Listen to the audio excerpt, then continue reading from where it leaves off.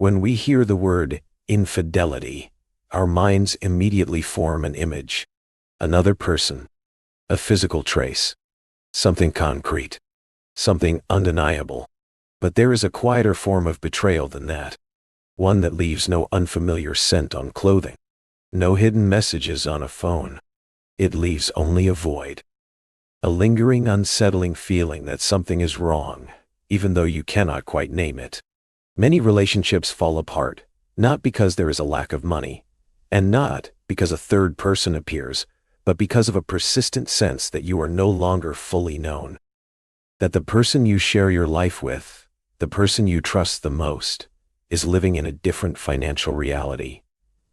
One you know nothing about. And this raises a deeper question.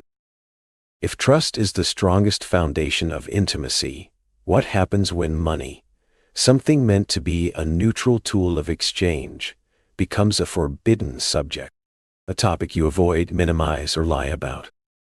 Today, we are going to step into that darker psychological space within relationships, a phenomenon with a disturbingly accurate name: financial infidelity. First, we need a clear definition, because this concept is often oversimplified. Financial infidelity is not merely hiding a debt.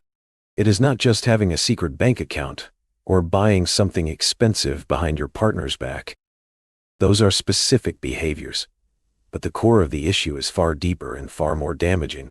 At its essence, financial infidelity occurs when one partner is no longer fully known in terms of the financial reality they are living in together, carrying together, and being affected by together. One person is denied the right to see the full picture. They are driving a car without knowing how much fuel is left, or whether the road ahead ends at a cliff. This is where a crucial distinction must be made: the difference between privacy and secrecy. Privacy is healthy. It means having personal space while still being honest about the big picture, without needing to account for every small expense. Secrecy is something entirely different. Secrecy is the deliberate act of hiding, withholding, or distorting information. And secrecy is always driven by fear.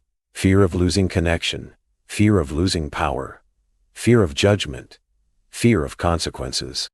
So the real crack in the relationship is not the number in the bank account. It is control over information. Whoever controls the information holds the power. And in an intimate relationship, when one person monopolizes financial information, it becomes a subtle but profound abuse of power. This may sound extreme, but consider the psychological nature of these two forms of betrayal. Sexual infidelity, while deeply painful and destructive, is often impulsive. It can arise from momentary desire, emotional weakness, or a midlife crisis. Financial infidelity, on the other hand, is rarely impulsive. It is a campaign. It is planned. It is repeated, day after day, week after week, month after month. Every time you withdraw cash without mentioning it, every time you hide a receipt, every time you lie about how much something cost, you are making an active choice to deceive. And what is money tied to? Long-term survival. Money is not just paper. It represents safety, the future, shelter, food, and the education of children. From a psychological perspective, for many women, money is synonymous with safety. When money is hidden, the subconscious experiences a direct threat to survival and protection for themselves and their family. For many men, money is closely tied to competence, identity, and self-worth. They hide because they fear being seen as inadequate, unsuccessful, or incapable of providing. They fear losing their role as the pillar of the family. Look deeper, and you will see that almost no one commits financial infidelity out of pure greed. They hide because of a deeper fear, the fear that if their true self is revealed, financial mistakes, weaknesses, or failures, they will no longer be loved, respected, or chosen. They trade honesty for temporary emotional safety, without realizing that they are slowly destroying the foundation of real safety. So what truly drives someone into a pattern of systematic financial deception? The first and most common motive is fear of judgment. In their mind, The questions never stop. If he knew I wasted our savings on risky investments, would he still trust me? If she knew how much debt I'm really in, would she still respect me and look at me the same way? They want to preserve a certain image in their partner's eyes. The second motive is the need for control. Imagine someone who feels powerless everywhere else, at work, in the face of aging or declining health. Money can become the last territory where they still feel a sense of autonomy. A private account or secret spending becomes a symbol of remaining freedom and personal power. The third motive, and perhaps the deepest, is emotional avoidance. Money is rarely just money. It represents conversations that were never had and emotions that were never processed. Someone may hide debt to avoid admitting failure and the shame that comes with it. Someone may spend secretly to compensate for emotional emptiness within the relationship itself. In many cases, secrecy is not deliberate betrayal, but an avoidance strategy, a way to avoid vulnerability, pain, and confronting the most uncomfortable parts of reality and of oneself.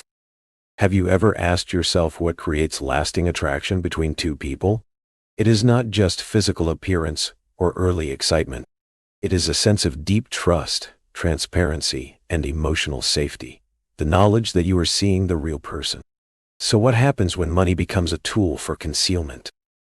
The partner being deceived gradually becomes vigilant. A sixth sense is activated. They unconsciously scan for inconsistencies in stories. They are no longer relaxed in the relationship.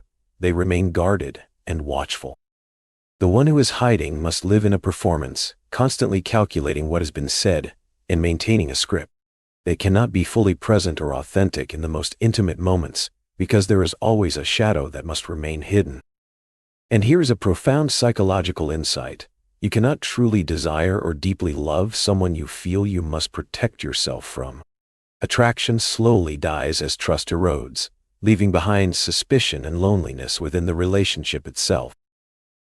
We often imagine discovering financial infidelity as something dramatic, like in a movie, a hidden file, a loud confrontation. Reality is usually quieter and more brutal. It is rarely one big discovery. It is an accumulation of small cracks. A bank email left open on a screen. A casual comment about income you never knew existed. A defensive reaction or averted glance when you ask, "What did you withdraw money for today?" And then one small moment becomes the final straw. The most painful line is not, "You lied to me," but the stunned question, "If you could hide this, what else don't I know?" In that moment, the shared world collapses. From then on, every memory is rewritten through suspicion.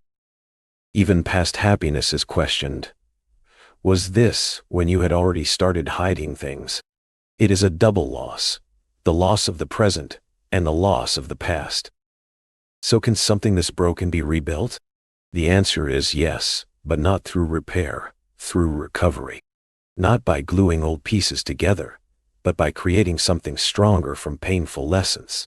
Trust does not return through transparent numbers alone, or promises to never do it again. It returns through two things. First, proactive transparency. The person who hid must not wait to be questioned. They must voluntarily open everything: bank statements, shared budgets, regular updates, even when not asked. This is how they show through action that nothing remains hidden. Second, time combined with emotional consistency. Each day, week, and month, without another small lie, becomes a new brick in the wall of trust. But true recovery begins only when this core question is honestly answered. Why did hiding feel safer than sharing with you? Answering that means reaching the root of the issue, and it requires immense courage. The courage to be seen in imperfection and shame, and to trust that you will not be abandoned. So what is the final lesson from this painful journey? Remember this clearly: financial infidelity is not truly about money. It is about trust. It is the unspoken belief that says, "I don't believe that if you see the real me, with my financial problems and mistakes, you will stay." The deepest lesson is not about having joint accounts or controlling every dollar. It is about having the courage to turn money, the most emotionally charged material topic, into a bridge for intimacy rather than a wall. Create an emotionally safe space where financial fears can be discussed without punishment, spending dreams without ridicule, and mistakes without being weaponized. Because here is a brutal yet hopeful truth to end with. Intimacy never collapses because of an imperfect bank statement. It collapses when honesty disappears. And when honesty is restored, even from the ashes of deception, a relationship finally has the chance to begin again. Once more.